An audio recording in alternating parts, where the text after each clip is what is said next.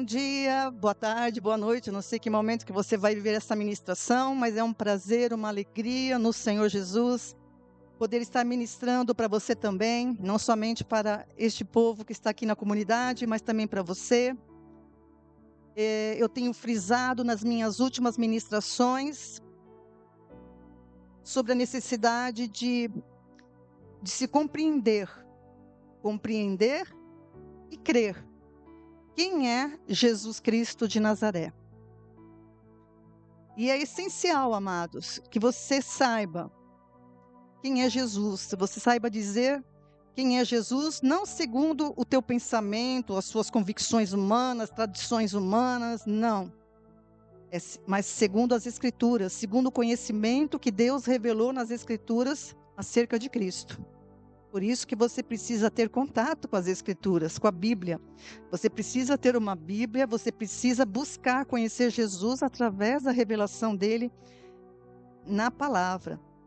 E não saber, eu vou repetir isso sempre para o bem eterno seu. Não saber quem é Jesus é um descuido que pode custar a tua salvação. Não saber quem é Jesus, você não confessá-lo conforme as Escrituras, pode custar a sua salvação. Salvação do quê? Você tem que entender essa base, a salvação da condenação eterna que foi estabelecida lá no Éden, em Adão, sobre Adão, que foi o primeiro homem criado, que desobedeceu a Deus, e o pecado entrou na humanidade, corrompendo tudo, corrompendo o homem, corrompendo a criação, tirando o homem do propósito eterno de Deus, para o qual ele criou todas as coisas. Então, é salvação dessa condenação eterna estabelecida lá no Éden. Eu não acredito nisso. Olha, eu quero dizer para você, acreditar ou não, não vai mudar essa realidade. Se você diz, eu não acredito nisso, isso é papo furado de Adão, de pecado, de Eva, de cobra, de serpente, de maçã, aliás, o fruto não é maçã. Dizer que não crê nisso não vai mudar a realidade. Não vai mudar a verdade de Deus, Então, é preciso você buscar realmente pelas Escrituras. E quando a gente busca Deus nas Escrituras com um coração, não com essa oposição já. Tem muitas pessoas que leem a Bíblia já com uma contradisposição. Você tem que buscar na palavra de Deus a disposição de receber a revelação de Deus. E nas Escrituras, Jesus ele é descrito como aquele que está na eternidade. Hoje nós cantamos, que Jesus é o paraíso, viu, amados? Estar no paraíso é estar com Jesus, porque Ele é o dono do nosso fôlego de vida. Estar na presença dEle é estar na presença da fonte de vida. Então, Jesus é o paraíso. Só que, para entender as coisas, na eternidade, antes de Jesus encarnar, o verbo encarnar, nós temos na eternidade Jesus apresentado como o verbo, a palavra, que estava no princípio com Deus, que criou todas as coisas, e sem Ele, nada do que foi feito se fez, tanto nos céus como na terra. O Evangelho de João descreve bem no seu capítulo 1 essa realidade. E ele diz também, tornou-se carne, o verbo tornou-se carne e viveu entre nós, e viveu entre os homens. João capítulo 1, de 1 a 3, João 1, 14. Então, quando o verbo encarnou, nós temos Jesus Cristo, homem. Então, para você entender bem, na eternidade, fora do tempo dos homens, Jesus é o verbo, o Espírito eterno, o verbo de Deus. No tempo dos homens, quando ele nasceu aqui, ele é Jesus Cristo, homem, um homem mesmo, um homem, carne e sangue, como nós.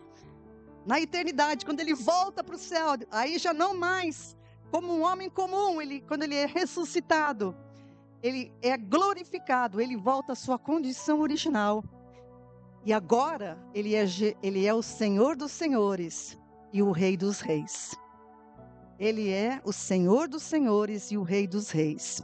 Está só aguardando o cumprimento das coisas determinadas por Deus, para que ele estabeleça o reino eterno do Senhor em toda a criação. Amém? Hoje o título da minha mensagem é Por que enfatizar a humanidade de Jesus? Por que eu estou batendo tanto nessa tecla de Jesus Cristo homem? Eu quero que você entenda, e é muito importante para entender por que Jesus, por que o Verbo se fez carne e habitou entre nós.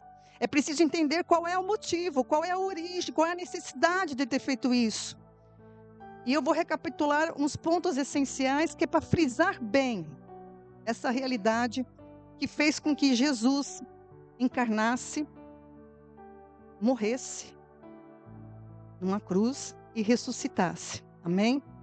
Por causa da ofensa de Adão, que levou a humanidade para fora do propósito eterno do Criador, a primeira ação do Deus justo, redimir o homem, salvar o homem do pecado, foi substituir a desobediência de Adão pela obediência de Cristo, o último Adão.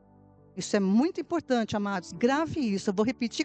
A primeira ação, quando o homem pecou, tanto que lá no Éden mesmo, Deus já deu a palavra de livramento, a palavra que é o próprio evangelho, né? A primeira ação de Deus foi substituir a desobediência do primeiro homem, Adão, pela obediência do último homem, do último Adão, que é Cristo, tá? Sem a substituição de ato, sem a substituição da obediência, da desobediência pela obediência, jamais haveria salvação, justiça e redenção, jamais. Por isso que se fez necessária essa substituição de ato. Tá? Preste bem atenção nisso. A palavra diz que, pois se sem pecado, Adão era sem pecado quando ele foi criado por Deus, tá? Ele foi criado livre do pecado, ele era perfeito. Se sem pecado desobedeceu e muitos se tornaram pecadores por causa dele, segue-se que, esse é o princípio, essa é a lógica, segue-se que se sem pecado obedecesse, muitos seriam justificados. Entende? Essa é a lógica da palavra que ela apresenta para nós. Se sem pecado pecou, desobedeceu e levou muitos para a morte, se sem pecado obedecesse, levaria muitos para a vida. Tá? Paulo explica muito bem isso em Romanos capítulo 5. Você deve olhar Romanos capítulo 5, porque ele explica bem essa realidade. Se trouxe a morte, somente por seria possível abolir a morte, estabelecendo a vida. A morte entrou na humanidade por causa da transgressão de Adão, mas pela obediência de Cristo entrou a vida. Mas é preciso tomar ciência, é preciso obedecer a Deus, porque a desobediência tem que gerar uma obediência. Você precisa crer no enviado de Deus.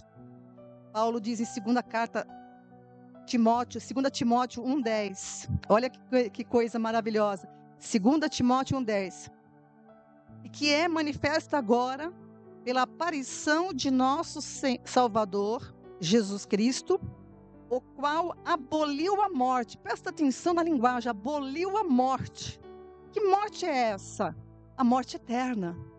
A morte que afastou o homem de Deus, né? Que o tornou destituído da glória de Deus. Então, pela aparição de nosso Salvador Jesus Cristo, o qual aboliu a morte e trouxe à luz a vida e a incorrupção pelo Evangelho. Trouxe vida e incorrupção pelo Evangelho. Então, a vida, a comunhão de volta com Deus, não é conquistada pelas nossas boas obras, não é conquistada pelas nossas boas obras, né? Não é conquistada por justiça humana, é conquistada pela justiça de Deus em Cristo Jesus, nosso Senhor e Salvador. Sem a substituição de ato, a desobediência pela obediência, jamais haveria meio de salvação que não contrariasse a justiça de Deus. Então, essa foi a maneira de não contrariar, porque se Deus falou para ele lá no Éden, certamente morrerás, Deus não podia voltar atrás nessa palavra. Então, para não contrariar a natureza justa de Deus, foi necessário essa substituição de ato. Romanos 5,19. Porque pela desobediência de um só homem, muitos foram feitos pecadores, assim pela obediência de muitos serão feitos justos. Aleluias. E essa substituição de ato só poderia ser feita por um homem sem pecado. Como todos nascem, né? Desde Adão. Nascem gerados da relação homem com a mulher, né? É a multiplicação que tem natural do ser humano. Como isso daí se multiplicou, né? A substituição só poderia ser feita por alguém livre do pecado. Alguém que estava sem pecado como o primeiro homem. Então, por isso que Jesus veio de uma forma sobrenatural. Ele foi gerado no corpo de uma mulher, sim, porque ele iria nascer homem. Mas ele foi gerado de uma forma sobrenatural para não ter parte com o pecado. Além do que, Jesus é um espírito eterno. Então ele é um espírito pré-existente, como a gente vai ver durante essa ministração. Então, para haver a substituição de ato, o verbo eterno, isso é assombrosamente maravilhoso, amados. Para haver a substituição de ato, o verbo eterno que estava com Deus, que a tudo criou, se fez carne e habitou entre os homens. Isso é maravilhosamente assombroso, amados. É uma coisa maravilhosa. Para substituir esse ato, o verbo que estava na eternidade se faz carne e habita entre os homens. E em tudo se fez semelhante aos homens, sujeito às mesmas aflições e fraquezas de todos os homens. Hebreus capítulo 2, depois você leia Hebreus 2, de 17 a 18, fala sobre essa semelhança de Jesus com os homens. Ele era um homem que sofreu todas as fraquezas e aflições de um homem, tá? E a obediência de Cristo, que é para isso que ele veio, a obediência de Cristo é demonstrada no fato de que ele morreu segundo a ordem do Pai. Ele não morreu segundo a ordem dos fariseus. Ele morreu segundo a ordem do Pai, e morte de cruz. Filipenses 2:8 fala sobre isso. E achado na forma de homem, humilhou-se a si mesmo, sendo obediente até a morte, e morte de cruz. Morte horrorosa de cruz, né? Então, através da sua morte, amados, a gente precisa entender o significado disso. Ele estava resolvendo o problema da justiça de Deus. E ao resolver o problema da justiça através da sua obediência, visto que Jesus foi obediente em tudo, Deus, através da carne de Cristo, abriu um novo caminho. É muito importante, é muito profundo isso. Ao resolver o problema da justiça através da obediência de Cristo, visto que Jesus foi obediente em tudo, através da carne de Cristo, Deus abriu um novo e vivo caminho pelo qual o homem passou a ter acesso a Deus. Olha que coisa, olha a porta que ele abre. Por isso que ele falou, eu sou a porta. Entrai pela porta estreita, né? Então, através dessa obediência de Cristo, Deus abriu um novo e vivo caminho, que é acesso através do corpo dele. Coisa maravilhosa, amados. Hebreus capítulo 10, versículo 20. Veja aí, que confirma isso que eu estou te falando. Pelo novo e vivo caminho que ele nos consagrou pelo véu, isto é, pela sua carne. Novo e vivo caminho que ele consagrou através do seu corpo, da sua carne. Então o caminho foi aberto, amados, através da obediência, e não em razão de um sacrifício. É comum a gente ouvir até no meio cristão, que o sacrifício de Cristo, não. A obediência de Cristo nos salvou. A obediência de Cristo nos levou à comunhão de Deus, mas é preciso que você, como Jesus, obedeça a Deus também. Você tem que seguir os mesmos passos de Jesus. Ele abriu a porta e você entra por ele como? Primeiro ponto, crendo nele. Segundo, permanecendo em obediência a Deus e à doutrina do Senhor. O caminho foi aberto através da obediência e não em razão de um sacrifício. Por isso que é dito sobre Cristo, Hebreus capítulo 10, versículo 5. Hebreus 10, 5. Por isso, entrando no mundo, está falando acerca de Cristo aí, né? Está citando também uma profecia. Por isso, entrando no mundo, diz, sacrifício e oferta não quiseste, mas corpo me preparaste. Porque, amados, uma coisa coloca, é um princípio bíblico, é um princípio que está na palavra, muito claro para nós. Deus não busca sacrifícios. Deus não busca sacrifícios, Deus quer tua, a minha, a nossa obediência. Se você obedecer a Deus, escute o que eu vou falar. Se você obedecer a Deus, a salvação vai te alcançar. As bênçãos do Senhor vão te seguir. A presença dele será contigo todos os dias até a consumação dos séculos. Se você obedecer a Deus, você não será mais confundido com doutrinas estranhas. E a paz do Senhor fluirá em você como um rio. É só obedecer.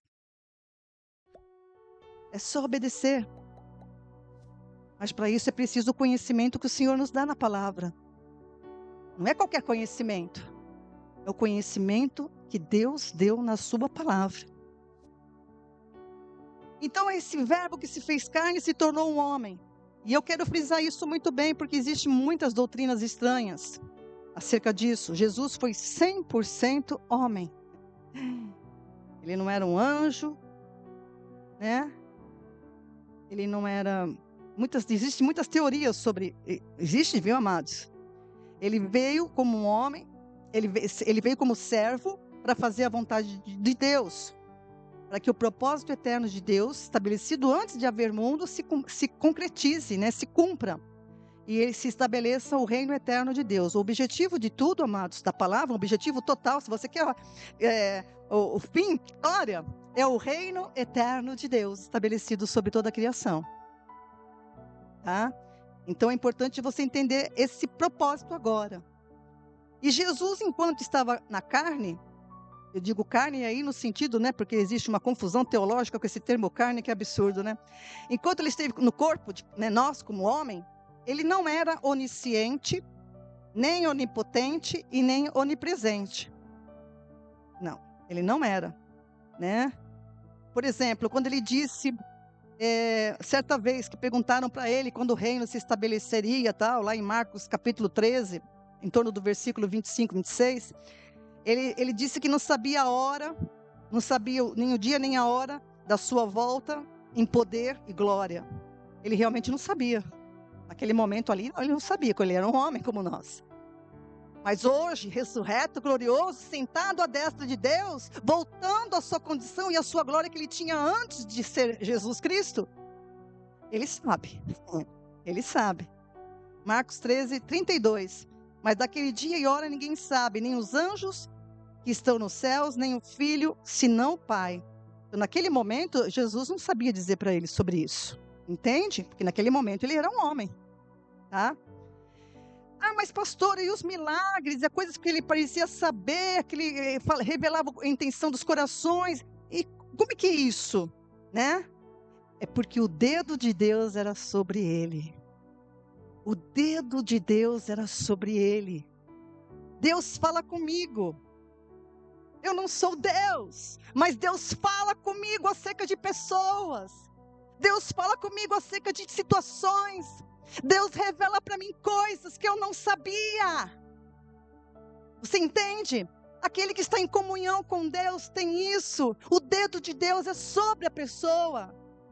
Especificamente Cristo, que era sem pecado, que encarnou obedecendo a Deus. Você imagina que Deus iria desampará-lo em algum momento? Nunca.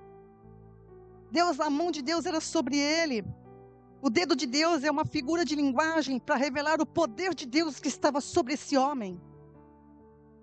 Olha algumas passagens que eu separei para você ver isso. Lucas, capítulo 5, versículo 17. E o poder do Senhor estava com ele para curar.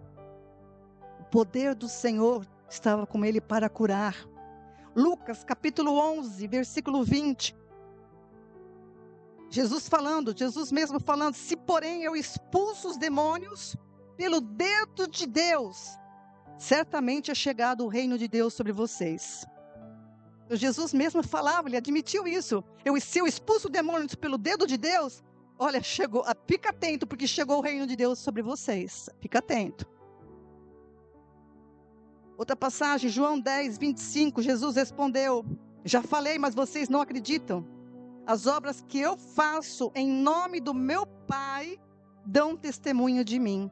Então Deus confirmava os milagres, Deus fazia as obras por meio de Jesus para que as pessoas crescem que Ele era o enviado prometido desde o Éden. que as pessoas crescem.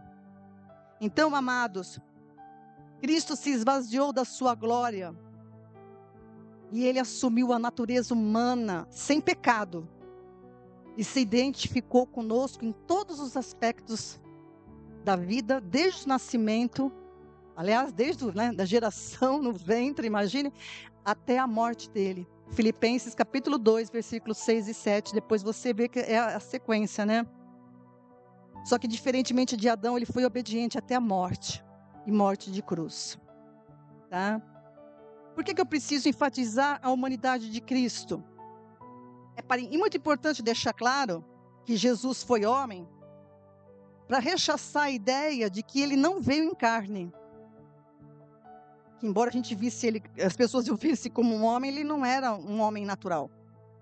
É para rechaçar essa ideia de que ele não veio em carne, pois se assim fosse, Cristo não teria sido crucificado e morto. E se não morreu, também não ressuscitou. Posicionamento completamente contrário às Escrituras. Já na própria época dos apóstolos, surgiram algumas pessoas alegando que Jesus não veio em carne. Já na época dos apóstolos, já tinha isso. Outros negavam que Jesus era o Cristo. Em nossos dias, há algumas religiões que acreditam que Jesus é um anjo. Pregam isso. Mas o que a palavra de Deus diz? 1 João 4:2. Primeira carta de João, capítulo 4, versículo 2. Escuta só. Nisto conhecereis o Espírito de Deus. Presta atenção. Todo espírito que confessa que Jesus Cristo veio em carne é de Deus. Aí espírito é palavra, tá? Toda palavra que confessa que Jesus Cristo veio em carne, ele é palavra de Deus, tá? Presta atenção.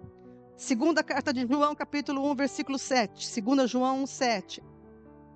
Porque já muitos enganadores entraram no mundo, os quais não confessam que Jesus Cristo veio em carne. Olha só.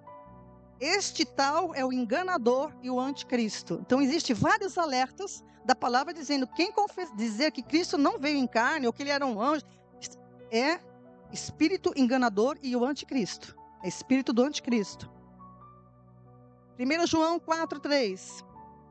E todo espírito que não confessa que Jesus Cristo veio em carne não é de Deus, mas este é o espírito do anticristo, o qual já ouvistes que há de vir, e eis que já agora já está no mundo. Então são palavras que exortam para a gente tomar muito cuidado com esse tipo de palavra, espírito, né? Palavra, espírito, que fica dizendo que Jesus é um anjo, que Jesus é um espírito de luz. Nada disso. Toma cuidado. Se Cristo não foi homem, na plenitude da palavra, homem que sofre, que chora, a gente vai ver vários aspectos, né? Jesus chorando, Jesus com fome, Jesus cansado, né? No Getsêmani, a humanidade ficou lá patente em Jesus, quando a aflição dele humana era tão forte, a agonia dele era tão forte que ele transpirou sangue. Isso é explicado pela medicina como algo terrível, uma aflição extrema. Isso mostra a humanidade dele. Se Cristo não foi homem na plenitude da palavra, antes exercia os seus atributos divinos, certo é que ele nunca foi fraco. Portanto, a cruz era sem efeito nele. Isso não é verdadeiro. Segunda carta aos Coríntios, Paulo diz, 13, versículo 4. 2 Coríntios 13:4. 13:4. Porque ainda que foi crucificado por fraqueza, veja que Paulo testifica que Jesus foi crucificado ele estava fraco naquele momento. Vive, contudo, pelo poder de Deus, novamente o dedo de Deus. Ele foi fraco e foi crucificado, mas o dedo de Deus o levantou. O dedo de Deus o exaltou e o deu um nome que está acima de todo nome, diante do qual todo joelho se dobrará e toda língua confessará que Jesus Cristo é o Senhor. E para você que crê, para você que entendeu, para você que vive isso, respira isso, você receberá a mesma glória do Senhor Jesus. Aleluias. A ideia da humanidade autêntica de Cristo, muitas vezes ela é resistida, porque as pessoas equivocadamente relacionam a matéria orgânica do corpo humano ao pecado. Mesmo na época dos apóstolos, existia isso que os filósofos, né, Platão, relacionavam o corpo ao pecado, como se o corpo fosse a origem do pecado. As imperfeições do homem é por causa do corpo. No entanto, Jesus Cristo era homem, com corpo humano, perfeito, isento de pecado, assim como Adão era antes do pecado, né, antes da queda. A imperfeição do Adão não teve origem no seu corpo, teve origem na desobediência dele ao mandamento. Então a imperfeição do homem não teve origem no corpo, teve origem na desobediência à palavra. Esse é o princípio por toda a Bíblia. Guardei a tua palavra no meu coração para não pecar contra ti. Esse é o princípio. Esse é o princípio. Da mesma forma, a perfeição de Cristo não decorre do seu corpo físico. A perfeição de Cristo não decorre do seu corpo físico, antes da sua obediência a Deus, pois Cristo foi gerado sem pecado e Adão foi criado sem pecado também. Adão pecou estando no paraíso. O paraíso era na presença do Senhor. Adão pecou estando no paraíso. E Cristo não pecou estando rodeado de pecadores e opositores. 1 Pedro, capítulo 2, de 21 a 23. Anote e depois veja. Primeira carta de Pedro, capítulo 2, 21 a 23. Pecou, olha só, no paraíso. O outro obedeceu até a morte, cercado de pecadores e de opositores. Aleluias. Desse modo, cremos que Jesus Cristo, homem, antes da encarnação, era Deus. É Deus. E que na plenitude dos tempos, ao se fazer homem, habitou entre os homens. Cristo é o Verbo eterno que se fez carne, e ao habitar entre os homens, na qualidade de homem, ele é nomeado Emanuel, que é Deus, que quer dizer Deus conosco. É dado esse nome para ele, Emanuel. Cremos que Jesus Cristo era homem por causa da sua origem. Ele é Deus e Senhor por causa da sua origem, eternidade. Jesus é Deus porque ele é pré-existente. João 8, 58, João 1, 27. As passagens estão aqui, mas se eu ficar falando tudo, eu vou precisar do dia inteiro. Jesus é Deus porque ele é pré-existente, sem princípio e fim de dias. Ele é imutável, ele é onipresente, ele tem todos esses atributos. Mas todos esses atributos e todos esses quesitos apontam para Cristo antes da encarnação como verbo e agora para o Cristo glorificado, entende? Esses atributos divinos apontam para Cristo antes da encarnação, como verbo na humanidade, e depois dele ressurreto. Que agora ele tem todos os atributos da divindade. Amém? Então é muito importante entender isso. Por causa da sua origem divina, é dado a Cristo o poder de perdoar pecados e de executar o juízo. Por causa da origem divina dele, é dado a Cristo o poder de perdoar pecados e executar juízo. Lucas capítulo 5, versículo 24. Essa passagem é a passagem daqueles homens que trazem um paralítico e descem ele pelo telhado, né? E Jesus vai chegar nessa palavra. Descer o homem, né, paralítico, numa esteira, né? E quando Jesus viu a fé daqueles homens, ele disse para o homem paralítico: filho, os teus pecados estão perdoados. Ele não falou cura, né? Interessante. Jesus ele tinha uma maneira de sacudir as convicções de todo mundo. Eles descem um paralítico na frente dele, no meio de uma sala cheia de gente, e ele fala: filho, os teus pecados estão perdoados. Aí começa aquele burburinho, né? De quem no coração não entendeu nada ainda do quem era Cristo. Quem é esse? Ele está blasfemando que só tem poder de perdoar pecados é Deus. Aí ele vai dizer isso que está no versículo 24, 5. Depois você lê o contexto, entenda essas coisas. Leia as palavras que eu estou te mencionando. Leia, tenha esse capricho, em nome de Cristo. Porque na hora que você lê o que eu estou falando, o Espírito Santo vai usar a espada para cortar tudo aquilo que não presta em você. Mas isto é para que vocês saibam que o Filho do Homem tem autoridade sobre a terra para perdoar pecados. Ele disse ao paralítico: eu digo a você, levante-se, pegue o seu leito e vá para casa. E o homem levantou e foi para casa. Amém? Então, para você ver que a origem dele, ele tinha poder de perdoar pecados. João capítulo 5, versículo 22. O Pai a ninguém julga, mas deu ao Filho todo o juízo. Então, quem vai julgar o mundo e as pessoas é Cristo. Por causa da sua origem divina, outro ponto, ele não se opôs de ser adorado, ele não se opôs.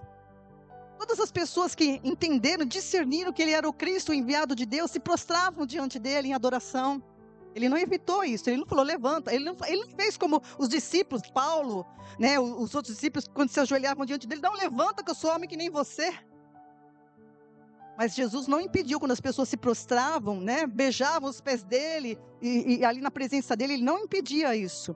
Tem várias passagens aqui. E até mesmo os anjos, foi dado ordem que o adorassem. Hebreus 1, 6, Apocalipse 5, 12 e 13, era dado aos anjos. Por isso que os anjos ficavam atentos, né? Os demônios também. Os demônios sabiam quem ele era. 2 Coríntios capítulo 5, versículos 18 a 21. Segunda carta aos Coríntios 5, 18 a 21. Olha que Paulo diz. Ora, tudo provém de Deus. Presta atenção. Tudo provém de Deus, que nos reconciliou consigo mesmo por meio de Cristo e nos deu o ministério da reconciliação. Então a salvação foi providenciada, ele quis e efetuou a salvação. Então tudo provém dele. Se você quer ter comunhão com Deus, você não pode se basear no que você pensa, no que você acha, no que, porque cada um tem as suas convicções. Não. Se a minha convicção não estiver de acordo com o que a palavra de Deus diz, eu estou fora. Ponto. Não adianta querer, você vai questionar, dirá a criatura para o seu Criador o que você está fazendo, né? Então, tudo provém de Deus. E Ele nos reconciliou com Ele por meio de Cristo. E nos deu, para nós que creem agora, os apóstolos e todos os discípulos no decorrer destes milênios, Ele deu o quê? O ministério da reconciliação. Então, eu e você, não é eu, pastora, isso é título humano. Nós temos o ministério da reconciliação. Eu e você, cristão. Ministério da reconciliação. A saber, que Deus estava em Cristo reconciliando consigo mesmo o mundo, não imputando aos homens as suas transgressões, e nos confiou a palavra da reconciliação.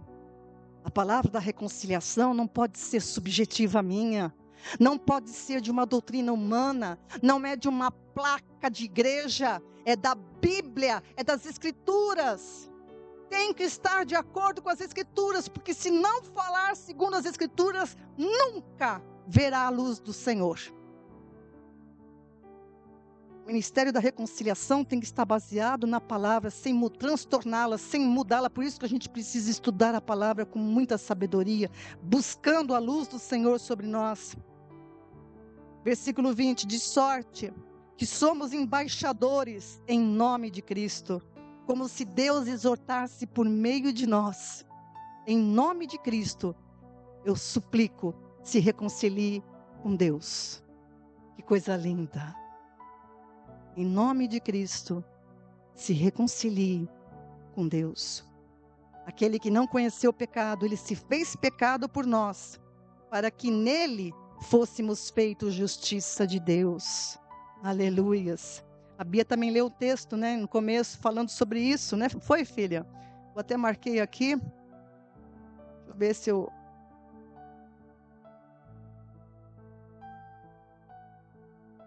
Eu vou ler porque tem tudo a ver e é uma testificação. Filipenses 3.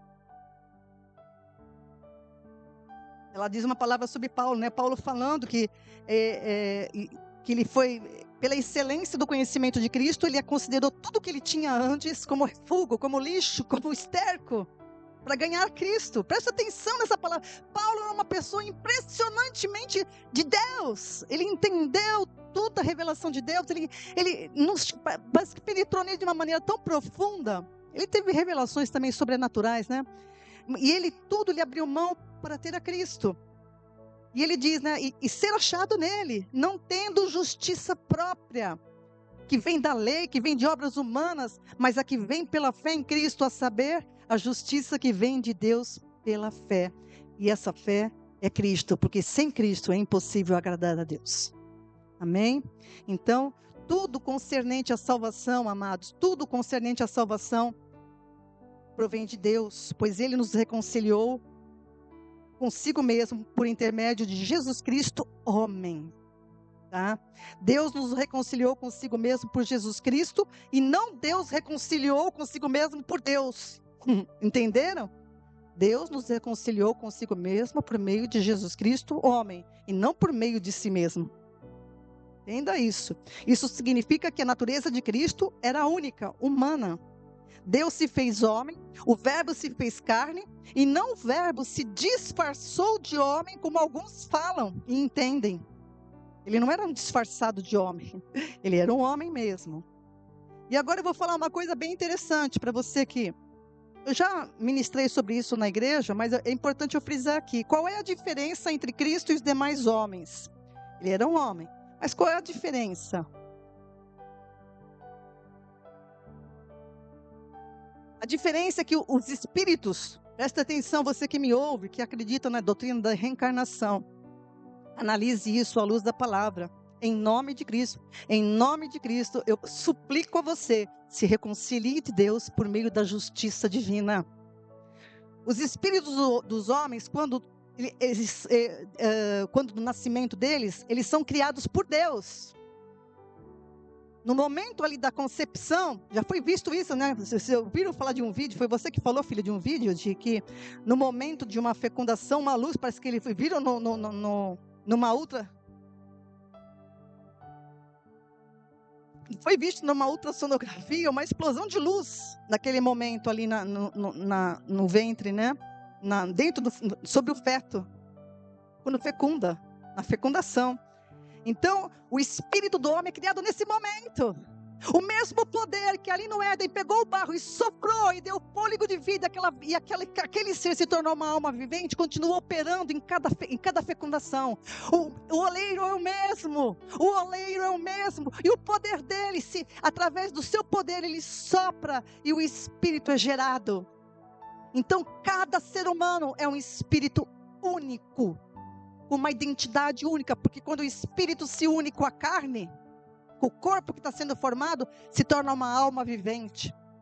E a alma é a identidade desse espírito que vai perpetuar por toda a eternidade, nunca mais se desmembra, corpo, alma e espírito unidos para sempre, que prestarão juízo diante do Senhor, para a vida ou para a morte eterna.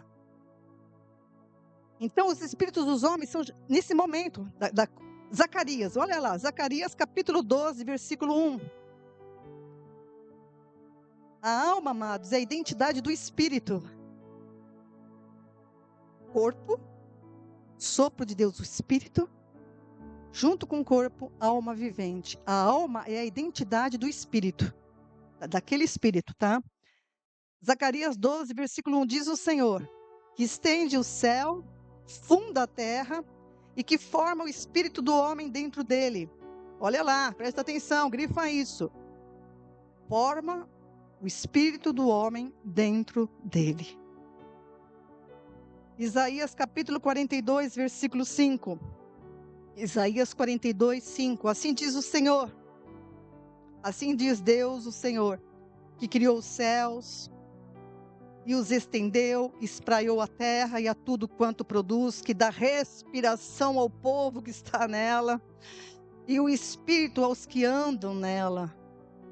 Então a tua respiração aí foi dada por Deus, então se volte para Ele.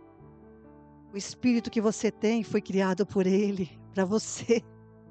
Que coisa mais linda, que coisa mais profunda, que coisa mais maravilhosa.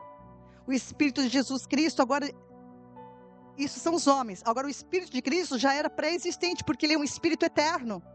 A gente não entende muito bem isso, né? Cristo era o verbo, como eu falei. E na eternidade, então, Ele é um Espírito eterno, tá? Então, Ele é pré-existente.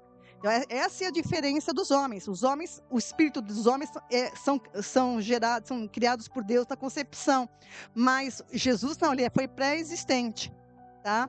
De modo que o Espírito em Jesus Cristo, homem, é próprio do verbo eterno, que abriu mão do seu poder, da sua glória, e se fez carne. Ele abriu mão. Filipenses capítulo 2 fala bem claramente isso, né? Jesus nasceu humano em todos os aspectos, em todos os sentidos. E o diferencial é que ele foi gerado pelo poder de Deus de modo sobrenatural. E Maria concebeu a Jesus, homem, sem conhecer José, seu esposo, sem conhecer aí, sem ter relação com ele. A palavra conhecer aí é de relação íntima, tá? Então, e através do nascimento virginal, Cristo nasceu sem vínculo com o pecado, condição que todos os descendentes, que todos os demais homens estão sujeitos. Então, todos nós que nascemos da relação do pai com a mãe, nós herdamos a condenação, herdamos o pecado. Jesus, homem, é o Filho unigênito de Deus, por ter sido gerado por Deus. Ele é o primeiro gerado. Jesus, olha, presta bem atenção nessa linguagem, porque tem casa com outros aspectos importantes da palavra. Jesus, homem, é o Filho unigênito de Deus, por ter sido gerado de Deus no ventre de Maria.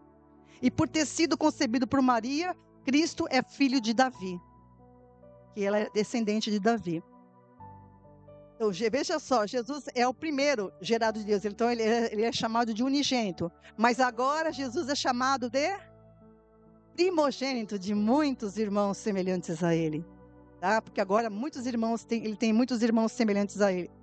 Mas por causa dessas relações, Jesus foi nomeado nas Escrituras como Filho de Deus, Filho de Davi, Filho do homem e o último Adão. Agora eu vou ver os textos com você, os textos que são impressionantes, né? Quando o anjo do Senhor anuncia para Maria, eu quero que você preste atenção, Lucas capítulo 1, versículos 26 em diante. Acompanha comigo, por favor, Lucas 1, que quando Maria recebe a revelação, uma mulher comum que nem eu e você, né? E eu quero falar um pouco sobre Maria, daqui para frente um pouquinho. Além de falar do meu Senhor.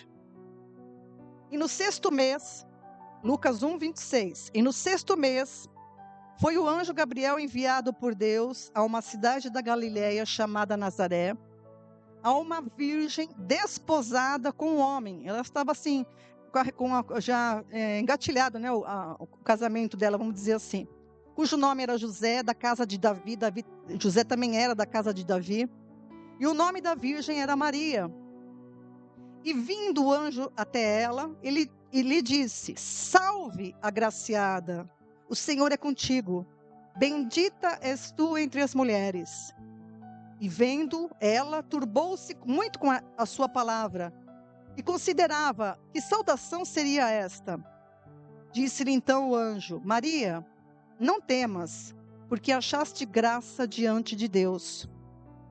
Eis que em teu ventre conceberás e darás à luz um filho, e lhe chamarás o seu nome Jesus. Este será grande e será chamado Filho do Altíssimo. E o Senhor Deus lhe dará o trono de Davi, seu pai. Isso tem tudo a ver com o reino eterno, o reino está ligado a profecias para Abraão, de promessas para Abraão e a Israel, tá? Então são coisas que se interligam, tá? Às vezes para nós, o que tem a ver isso comigo? Para você, para mim talvez não, mas para Israel tem, para a promessa que Deus deu para Abraão, sim, tá? Ele será chamado Filho do Altíssimo, e o Senhor Deus lhe dará o trono de Davi, seu pai, e reinará eternamente. Grife isso, presta atenção, porque todo o objetivo de Deus é o reino eterno dele. Não é esse tempo temporário aqui, não. É eterno. E reinará eternamente na casa de Jacó, e o seu reino não terá fim. como foi pré-anunciado na visão para Daniel também, né? E disse Maria ao anjo: mas como se fará isto, visto que eu não conheço homem algum? Ela não tinha relação com homem nenhum, né? E o anjo lhe respondeu: descerá sobre ti o Espírito Santo, e o poder do Altíssimo te cobrirá com a sua sombra. Por isso, também o santo que de ti há de nascer será chamado Filho de Deus. E eis que também Isabel, tua prima, concebeu um filho na sua velhice. É este o 6º mês para aquela que era chamada estéril. Era prima, né? A prima de Maria, que seria a mãe de João Batista, tá? Porque para Deus nada é impossível, né? E hoje nós cantamos isso, não há impossíveis para Deus. E disse Maria, eu quero que você grave bem essa palavra de Maria, porque é esse o sentimento que Maria quer que eu e você tenhamos dela. E disse então Maria: eis aqui a serva do Senhor. Grife isso. Eis aqui a serva do Senhor. Eis aqui a serva do Senhor. Eis aqui a serva do Senhor. Cumpra-se em mim segundo a tua palavra. E o anjo ausentou-se dela. Você tem que olhar para Maria, meu querido, minha querida, você que está me ouvindo, como uma serva que foi escolhida, bendita entre as mulheres, óbvio. Achou graça diante do Senhor, louvado seja o Senhor pela vida dela. Mas ela é uma serva do Senhor, como eu e você devemos ser. E dizer como ela: cumpra-se em mim a tua palavra. Cumpra-se em ti a palavra do Senhor. Lucas capítulo 2. A gente vai avançar aí. Jesus nasceu, os anjos vão anunciar o nascimento de Jesus para os pastores que estavam ali nos campos de Belém, ao redor de Belém. Lucas 2, de 8 em diante.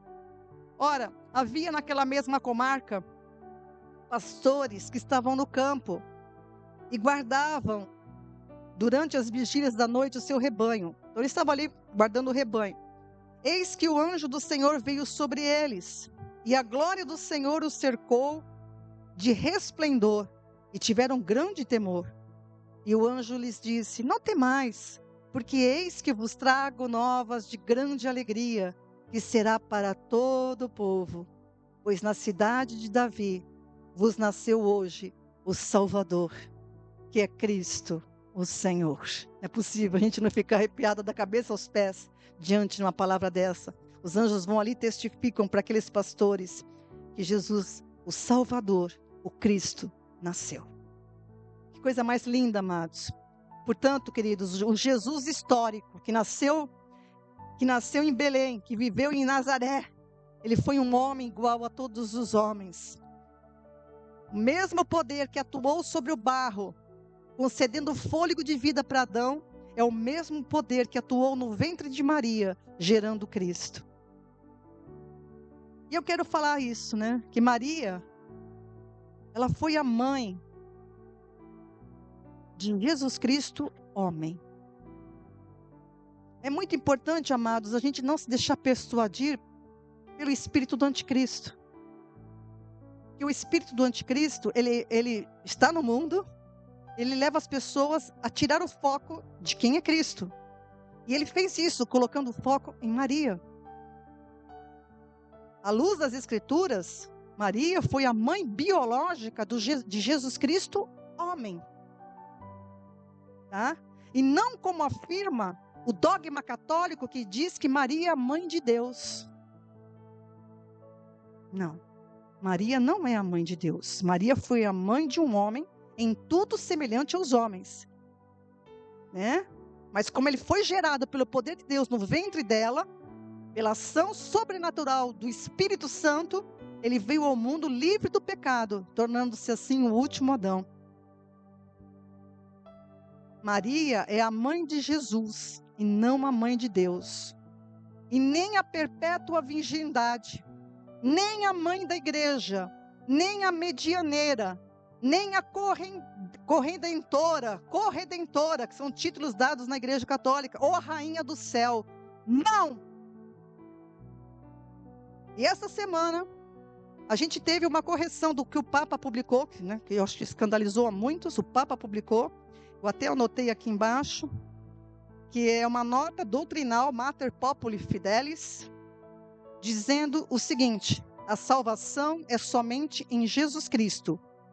E essa nota doutrinal não habilita o título para Maria de corredentora. Me corrige isso, ela não é corredentora. Quem é redentor é Jesus Cristo. Que todos confessem a Jesus Cristo. Ela é honrada como mãe do Cristo homem, olha só, e discípula, não como corredentora. Isso é uma nota do Vaticano, publicada nessa semana, apareceu para nós aqui no dia 4 de novembro, está na internet, você pode procurar na publicação que você vai encontrar lá. Então, corrigindo isso, eu fiquei espantada com a coragem do Papa. Corrigindo uma coisa, é uma das distorções que existe na Igreja Católica, né? Infelizmente, a gente tem que dizer isso, amados, porque eu fui criada na Igreja Católica. Mas a gente precisa, quando a gente é confrontado pela palavra, a gente precisa se posicionar. Ah, mas eu nasci nessa religião e vou morrer nessa. Então, cuidado, que você vai morrer no pecado e na condenação, porque Deus quer que você obedeça a Ele, não os homens. Obedeça a Ele, não os homens. Então, quando eu fui confrontada pelas Escrituras, eu tive que tomar uma decisão, eu tive que tomar uma postura. E essa postura significa eu confessar a Cristo como Ele é, e não ninguém mais, porque só existe um mediador entre Deus e os homens, Jesus Cristo, homem. Maria foi mãe daquele que se esvaziou de si mesmo, que é diferente daquele que foi antes de ser introduzido no mundo. Ela não é mãe do Verbo, ela é mãe daquele que foi gerado no ventre dela, sim. E é diferente daquele que ressurgiu dos mortos. Porque depois que ele ressurgiu dos mortos, ele é o Senhor da vida dela. Ele é o dono da vida dela. Ele morreu para que ela também, Maria, tivesse vida. Por isso que ela sempre disse: façam tudo o que ele vos disser. Ela tinha plena consciência de que ele era o Cristo de Deus enviado para tirar o pecado do mundo. Então ela não é corredentora, ela é uma serva do Senhor. E se você está ouvindo essa palavra, não se fira, mas se converta de verdade, porque Cristo quer que você se renda a Ele pela palavra dEle. Maria não é mãe nem do Verbo, nem do Cristo ressurreto, porque agora Ele já não é mais conhecido dessa forma. Ele é o Senhor dos senhores e o Rei dos reis. E que você confesse como ela: eis aqui a serva do Senhor, cumpra-se em mim a tua palavra. Aleluias. A Bíblia diz que há um só mediador entre Deus e os homens, Jesus Cristo homem, pois não há outro nome dado entre os homens pelo qual devamos ser salvos. 1 Timóteo capítulo 2, versículo 5. E Atos também 4, 12. Eu termino aqui com essa palavra, meu querido. Que o Espírito do Senhor, aquele que tem poder, atue em você quando você meditar de coração aberto para estas coisas. Que você entenda a humanidade de Cristo. Por que ele se fez um homem? Que coisa impressionante. O Salmo 139 descreve isso para ele de um modo assombrosamente maravilhoso. O Senhor me formou no ventre da minha mãe. Creia nisso. Creia no amor de Deus por você, que se fez carne, para que você, pelo corpo dele, tivesse vida. Em nome do Senhor Jesus. Amém.